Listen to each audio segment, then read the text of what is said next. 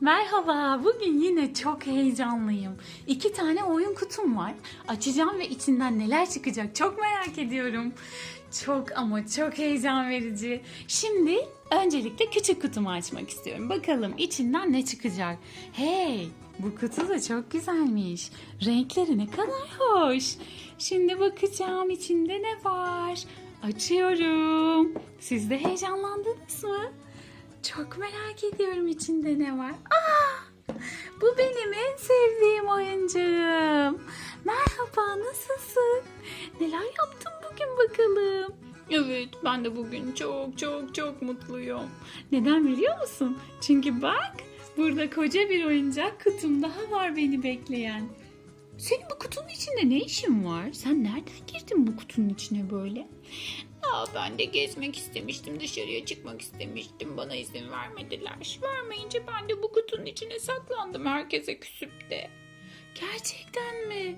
Canın çok mu sıkkın? O zaman oyuncak kutumu birlikte açalım mı? Hadi gel beraber açalım. Gel bakalım. Seni bu kutunun üzerine oturtursam sanırım daha yüksekten görürsün her şeyi. Yanılıyor muyum? Evet. Şimdi bu koca kutuyu açacağım ve içinden eminim çok ama çok güzel oyuncaklar çıkacak. Hadi bakalım, heyecanla açıyorum. Açıyorum. Evet. Bakalım. İçinde çok güzel şeyler var. Tam benim sevdiğim renklerde. Bakalım bunlar nelermiş. Şimdi kendime bir alan oluşturuyorum. Şimdi bunun üzerine çıkaracağım bütün oyuncaklarımı. Bakalım bu neymiş? Bu kocaman bir ev. Üstelik benim en sevdiğim renklerde mor ve pembe. Bakalım bu evle neler yapabilirim? Bir şey söyleyeceğim. Bir dakika, bunun kapıları açılıyor. Bu çok güzel değil mi? Buradan içeriye girebiliriz. Sence de öyle değil mi minik kız? Ne diyorsun?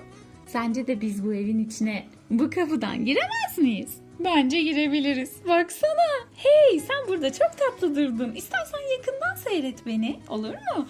Bakalım başka ne var? Başka ne var? Ben onları görmek istiyorum. Şurada yeşil bir şey var. Bu ne? Bu ne olabilir ki? Sanırım bu bir televizyon ünitesi bu. Kapakları var. Evet, burada video oynatıcılar var. Bakalım bunu nereye koysam şöyle iyi mi? Bence çok iyi. Evet, televizyon ünitem var benim bir tane. Buna inanamıyorum. Bakalım şurada turuncu bir şey var. Bu da neymiş? Bu bir koltuk. Üzerine oturacağım ve televizyon seyredeceğim. Ben televizyon seyretmeyi çok seviyorum. Annem çok fazla izin vermese de günde 1 saat izleyebiliyorum ve bu benim çok hoşuma gidiyor. O zaman bu koltuğu televizyonun karşısına gelecek şekilde koymalıyım. Ama bir şey söyleyeceğim. Benim televizyonum yok ki. Çok saçma. Bakayım. İşte burada bir televizyon varmış. Evet, bu bir televizyon.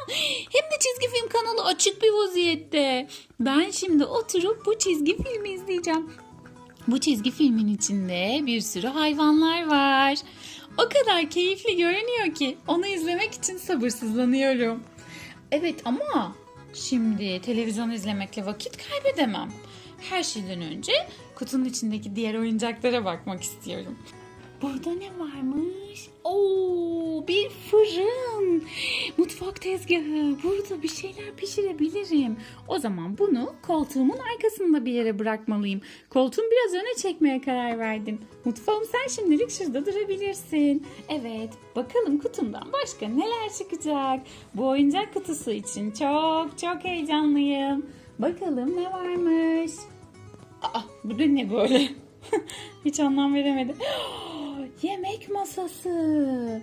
Burada hopur bir şeyler yiyeceğim. Çok güzel. Bakalım başka ne varmış? Kutumda başka bir şey var mı?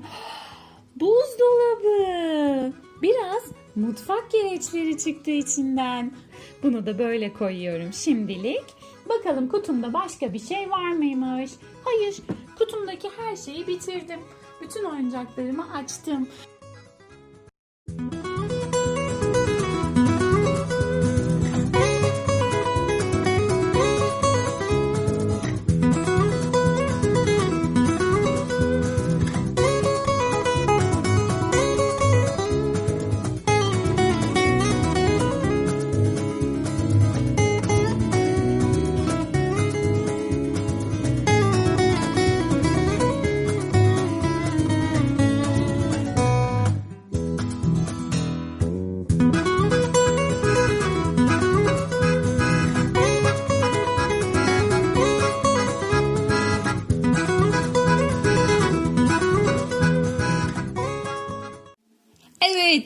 açtığımda neler çıkacağını heyecanla beklediğim kutumun içindeki bütün oyuncakları açtım. Ve ben bu oyuncakları çok beğendim. Umarım izlerken siz de çok keyif alırsınız. Lütfen kanalıma abone olmayı ve videomu beğenmeyi unutmayın. Hoşça kalın.